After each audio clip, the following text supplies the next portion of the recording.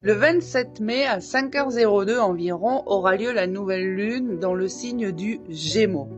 Et les Gémeaux, dans cette lunaison, viennent nous parler de dualité, entre l'ombre et la lumière, entre le mental et le cœur, et entre ce que l'on dit et ce que l'on tait. Le Gémeaux vient nous inviter à examiner nos schémas de pensée, nos habitudes, nos routines mentales, et aussi la manière dont nous racontons notre histoire. D'un point de vue énergétique, cette nouvelle lune, c'est un appel à la libération mentale. C'est un moment idéal pour pouvoir purifier, je dirais, toutes les pensées récurrentes, l'autosabotage, tous les schémas d'autosabotage, mais aussi les discours intérieurs limitants, voire même très limitants. Cette nouvelle lune nous pousse vraiment à venir clarifier notre esprit pour pouvoir mieux entendre ce qui se joue derrière, c'est-à-dire notre intuition, notre voix intérieure. D'un point de vue karmique cette fois. D'un point de vue karmique, les Gémeaux sont associés à la quête du savoir, aux leçons à travers les relations et aux expériences vécues par la parole ou par le silence. Donc, cette nouvelle lune peut venir raviver un ancien contrat d'âme, une manière de communiquer que nous devons aujourd'hui dépasser, libérer. Cela peut être un nœud autour de l'expression et plus particulièrement de l'expression authentique, du partage sincère ou tout simplement du droit à la curiosité. Cette nouvelle lune en Gémeaux, elle vient nous demander de quoi n'as-tu jamais osé parler? Mais elle nous demande aussi qu'est-ce que l'on cherche à comprendre en soi et chez les autres. Alors au niveau émotionnel, cette nouvelle lune en Gémeaux. Cette nouvelle lune en Gémeaux, côté émotionnel, elle peut procurer une envie de légèreté, un besoin de mouvement, mais aussi une forme d'agitation intérieure. Et pourquoi ? Parce que cette nouvelle lune, elle vient nous montrer que la paix intérieure, elle ne se trouve pas forcément dans la dispersion, mais dans la présence à soi. Parce que elle nous invite à revenir dans notre corps, à respirer par notre cœur, pour pouvoir faire taire le mental beaucoup trop bruyant. Alors ce que l'on peut travailler avec cette nouvelle lune en Gémeaux, tout d'abord, c'est réécrire notre récit intérieur en nous interrogeant finalement sur quels mots utiliser pour parler de soi-même. Et ensuite, à savoir si ces mots-là, finalement, est-ce qu'ils portent une vérité ou est-ce qu'ils portent une blessure ancienne ? Ensuite, on peut travailler sur la guérison en termes de communication, que ce soit dans nos relations, dans notre manière d'écouter ou dans notre peur d'être mal compris ou pas entendu. Ensuite, avec cette nouvelle lune, on peut travailler à couper des liens toxiques, négatifs. Alors, que ce soit des croyances erronées, des croyances limitantes, des croyances héritées, des pensées obsessionnelles ou des vieilles histoires mentales qui nous figent et qui tournent en boucle. Avec cette nouvelle lune, on peut aussi ouvrir des espaces de dialogue intérieur et extérieur. Écrire, parler, communiquer, partager, clarifier, poser les bonnes questions. Et ensuite, parce qu'on est avec le Gémeaux, on peut travailler sur le fait d'accepter la complexité. Et oui, parce que le Gémeaux nous apprend que l'on peut être plusieurs à la fois. On peut être triste et joyeux. On peut être perdu et curieux. Et on peut être confus, mais en route. Donc cette nouvelle lune, c'est un moment super pour poser des intentions qui auront un lien avec l'apprentissage, la formation, les lectures transformatrices, les projets, mais aussi avec la légèreté d'esprit, la paix mentale, le pardon à soi, à travers la compréhension et l'ouverture du chakra de la gorge, pour dire, écrire, transmettre. Alors je vais vous donner 4 questions que vous pouvez vous poser durant cette nouvelle lune. La première, qu'est-ce que vous cherchez encore à comprendre de vous-même? La deuxième, qu'est-ce que vous n'osez pas encore dire? La troisième, à quelle pensée avez-vous donné trop d'attention ou trop de pouvoir? Et enfin, la quatrième et la dernière, quelle vérité avez-vous envie de partager avec les autres ou avec le monde, même si elle n'est pas encore parfaite? Si cette nouvelle lune nous murmurait un message, je crois il pourrait ressembler à ça. Tu n'as pas besoin d'avoir toutes les réponses, mais tu peux choisir d'ouvrir la bonne question. Et pour les adeptes de rituels énergétiques durant les cycles lunaires, l'alchimie de la lune, 30 rituels énergétiques à faire tout au long du cycle lunaire, et le lien, il est directement dans mon profil. Allez, on y va pour la guidance collective de cette pleine lune, nouvelle lune du 27 mai. Ok.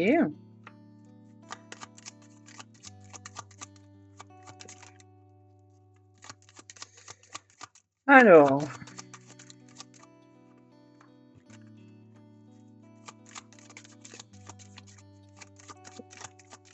ok. Une dernière.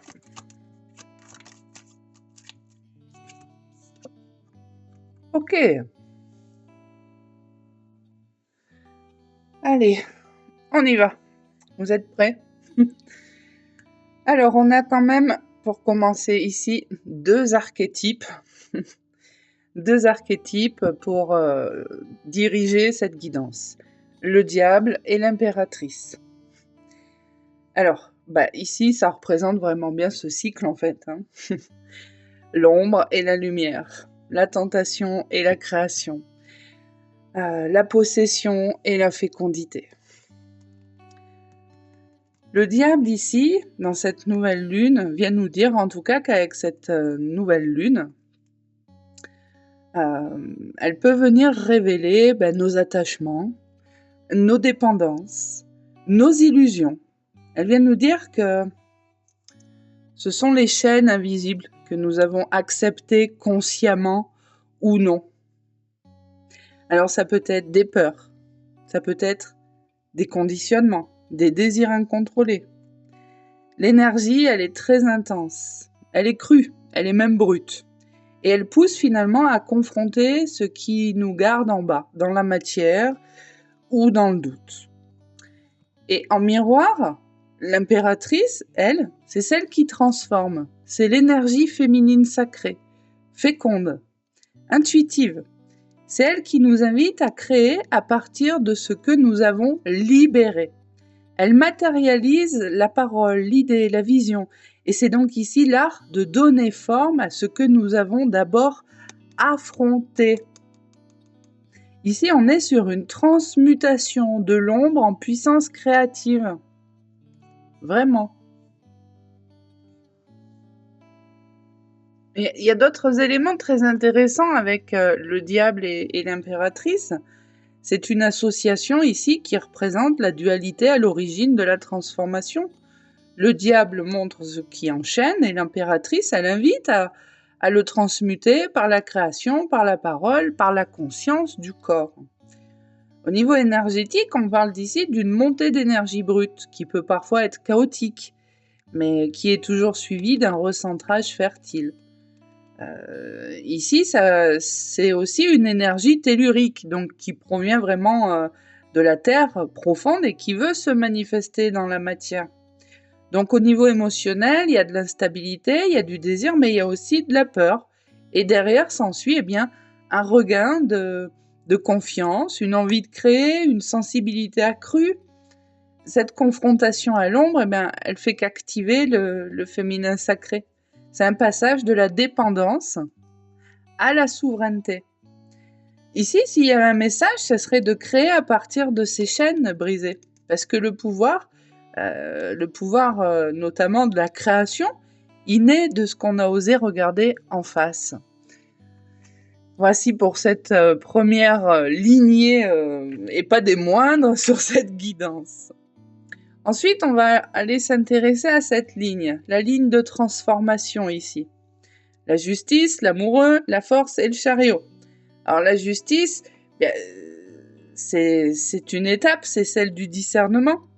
La justice, elle demande à voir les choses avec objectivité, sans excès émotionnel, parce que la vérité doit être dite en soi. Vous pourriez ici vous poser la question à savoir qu'est-ce qui est juste pour moi maintenant. Cette carte, elle initie, on va dire, une purification karmique. On coupe avec ce qui n'est plus aligné, que ce soit des engagements, des relations, des pensées, tout passe au crible de la vérité intérieure. Les amoureux, c'est après cette lucidité vient le choix. Et ici, on parle du choix du cœur. Ici, c'est une décision qui doit être prise. Mais pas une décision sur une base mentale. C'est vraiment l'alignement du cœur et de l'âme. Ici, on vous dit, choisis avec amour, choisis en amour. Cette carte, elle parle aussi d'union sacrée. Alors peut-être en soi, une union avec les polarités, le masculin, le féminin, ou peut-être avec un autre, voilà, tout simplement. La force, non, c'est la tempérance.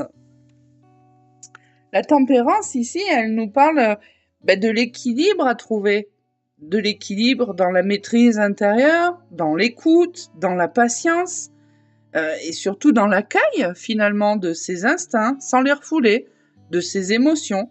Oui, il y a quand même un flux ici. On pourrait ici, avec ce qu'on a vu plus haut, on est sur l'équilibre de ces polarités. Il faut trouver le juste milieu. Il y a aussi la notion de tranchée, qu'on nous rappelle ici avec la justice. Ici, il faut laisser sa lumière, finalement, nous apprivoiser, et non l'inverse, pas nous contrôler. On cherche l'équilibre. On cherche le juste. Le chariot, tout simplement ici, le chariot, il vient nous dire quoi? Il vient nous dire qu'une fois que l'ombre, elle est comprise, eh bien la vérité, elle est choisie, et l'amour engagé, et la force rassemblée, c'est l'élan qui arrive. Le chariot, c'est le mouvement, c'est l'avancée, c'est le moment de prendre les rênes de sa destinée et d'avancer avec conscience et confiance, parce qu'on sait où on va. Et même si on ne voit pas encore le reste de la route, même si c'est encore flou, il y a vraiment cet élan. Et cet élan-là, il est clair. Maintenant, est-ce qu'il y aurait des choses ici intéressantes dans la ligne à pouvoir? Oui, par exemple, la justice et l'amoureux. Ici, on parle d'une décision éclairée par la vérité. Donc, encore une fois, avec le cœur, avec l'équilibre. On ne choisit pas ce qui est juste pour son ego. On choisit ni pour son confort, ni pour sa sécurité. On choisit ce qui est juste avec son cœur, avec son âme. L'amoureux, la tempérance, on pourrait être, finalement, sur cette union, une union intérieure, encore une fois, avec les choix qu'on fait avec le cœur, finalement, ça nous soutient avec une force très douce, avec un équilibre. Et qu'est-ce qu'on pourrait dire? La tempérance et le chariot, c'est le mouvement dirigé, c'est en maîtrisant, en équilibrant qu'on peut avancer finalement sans se perdre et sans s'éparpiller. Maintenant, une fois le déséquilibre rééquilibré, l'amour aligné, on canalise vraiment son feu intérieur avec équilibre, avec authenticité, avec patience, et c'est ce qui autorise à avancer puissamment et surtout consciemment. Alors au niveau énergétique, cette ligne-là, elle correspond à une montée progressive de l'équilibre, du choix, de l'énergie, de la propulsion. Au niveau émotionnel, on est plus sur clarifier les choses, s'ouvrir, avoir confiance, s'équilibrer et se motiver. Et au niveau spirituel, pour faire très simple, on dirait je vois, je choisis, je m'incarne et j'avance. Voilà, tout simplement. Je ne peux pas la faire plus simple, plus courte, plus précise que ça. Maintenant, on finit avec la dernière ligne, pas des moindres, c'est la Lune et le monde. Alors, ici, c'est la conclusion du cycle. C'est la dernière ligne droite. C'est la promesse, ici, du renouveau. La Lune, elle clôture. Elle clôture ce que le diable avait initié, c'est-à-dire l'exploration de l'inconscient. Ici, on traverse les illusions, les peurs, les mirages, les doutes, avec une nouvelle conscience, avec une nouvelle perspective. On voit enfin dans la nuit. Non pas parce que la nuit est partie, mais parce qu'on a rallumé la lumière. Cette carte, c'est l'intuition, c'est le rêve, mais aussi la confusion. Donc, elle peut encore venir tester notre foi. Et la carte du monde, c'est la complétude, c'est l'accomplissement, c'est l'alignement, c'est le cercle qui se ferme pour en ouvrir un nouveau. Le monde est la danse du soi retrouvé, là, vraiment. On est prêt à renaître, mais cette fois, encore une fois, en conscience. C'est une carte du passage, du retour à l'unité, de l'acceptation de tout ce qui a été traversé pour en faire une véritable force, hein, parce que tout ça, il faut bien que ça serve à quelque chose d'autre que de nous embêter, nous titiller. La Lune et le monde, c'est de la confusion à la révélation, de la quête à la célébration. Pour toucher à l'unité, il faut oser se perdre un moment dans l'invisible. Ici, au niveau énergie, c'est très subtil, c'est fluide, c'est onirique, parce qu'il y a quand même la lune, donc il y a quand même le rêve. C'est l'ouverture aussi du chakra couronne. C'est une grande activation de l'intuition, avec aussi la carte du monde. C'est niveau émotionnel, on est sur un sentiment de mystère, puis un sentiment d'achèvement, une paix peut-être même. Ici, on parle aussi d'intégration du voyage entier, de la transcendance, de la dualité, de la renaissance. Et encore une fois, ici, on vous dit qu'on n'a pas besoin de tout comprendre pour être complet et qu'on a déjà tout. On a déjà l'essentiel, en tout cas. Voilà. Maintenant, cette nouvelle lune, il faut bien la voir comme étant une nouvelle lune initiatique parce qu'elle nous pousse à plonger dans l'ombre. Elle nous pousse à plonger dans l'ombre pour y trouver la lumière créative. Le chemin, là, il demande de la vérité, de l'amour, de l'équilibre et de l'engagement. Il ne s'agit pas de fuir là ou de transcender, mais d'incarner, de transformer, de créer. Parce que l'ombre, elle n'est plus à fuir. Elle est la matière première. Alors, ici, qu'est-ce que vous pouvez faire au vu de cette guidance? Eh bien, écrire, de l'écriture intuitive. Par exemple, on voit qu'il y a quand même la carte de l'attachement. Quels sont les attachements qui vous empêchent encore de pouvoir créer librement? Vous pouvez vous imaginer dans la carte du monde, dansant, complet, en paix.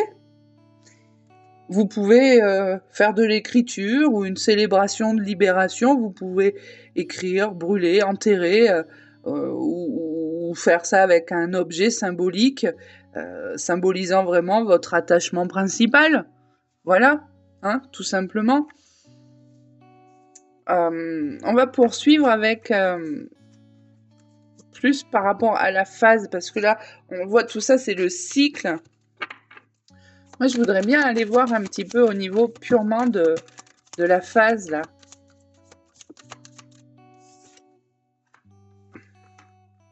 Ok. C'est bien ce qui me semblait, ça. 4, 5, 6 et 7.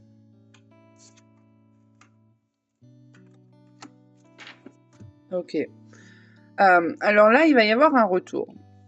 durant ce cycle lunaire-là, donc c'est assez rapide, hein, parce que c'est les jours avant, les jours après, hein, il se pourrait qu'il y ait...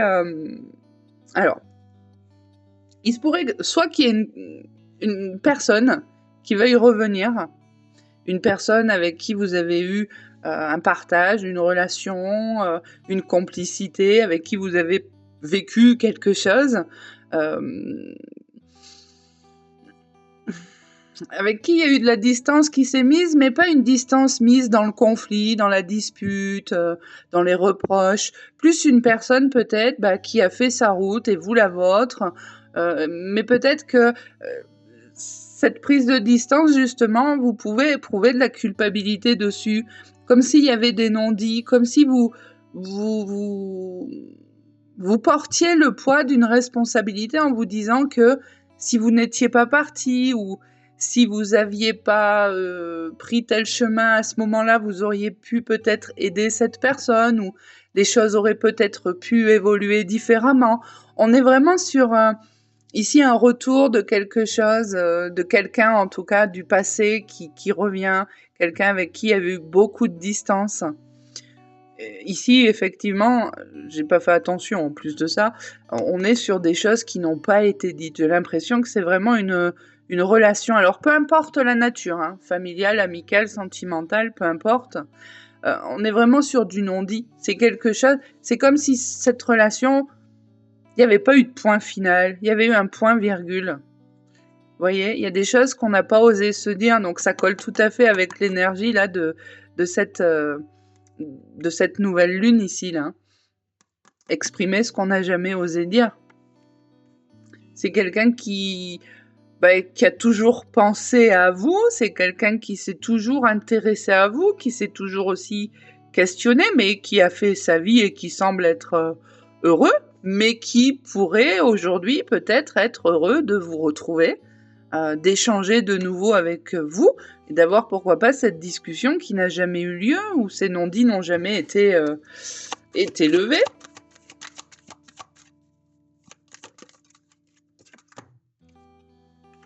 Ouais. Quelqu'un à qui votre présence, en tout cas, avait beaucoup compté.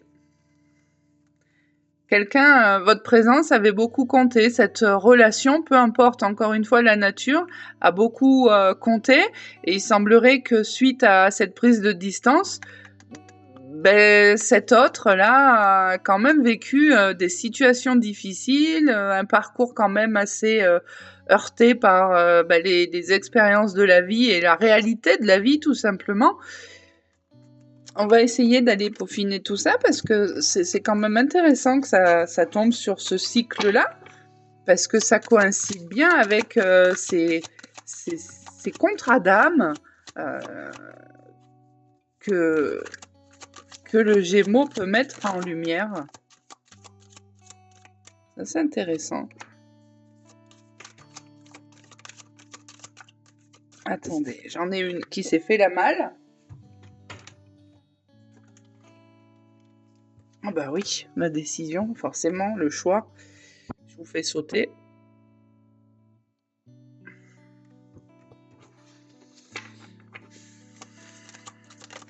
C'est comme si cette personne...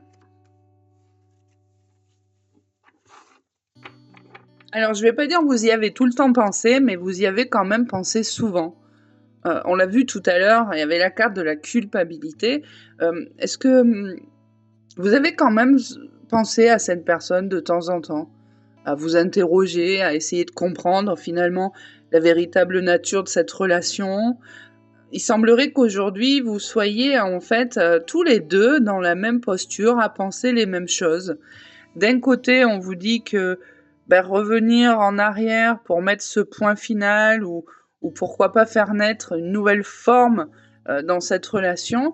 Et d'un autre côté, on a ouais, mais si je reste comme je suis dans ma tranquillité, et puis il n'y a pas de souci, quoi, est-ce que j'en ai vraiment besoin?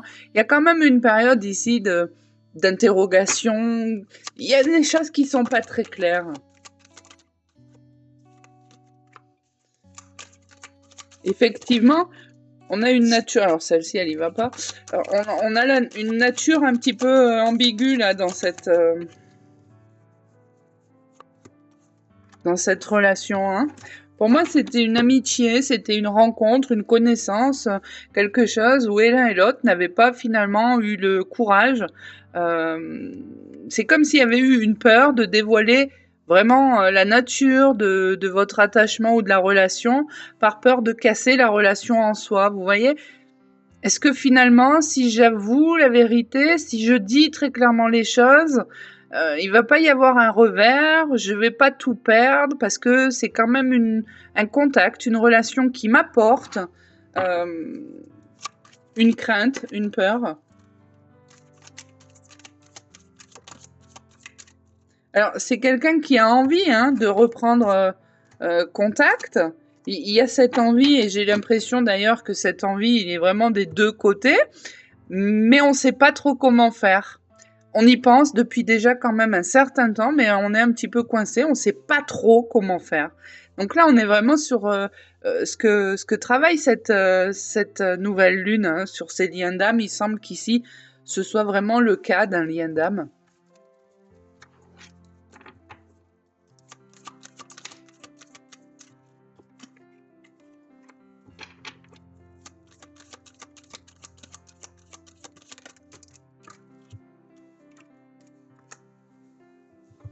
Ok.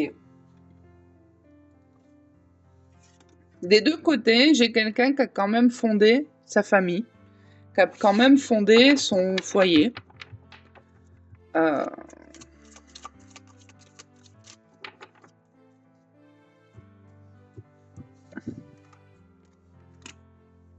Ok.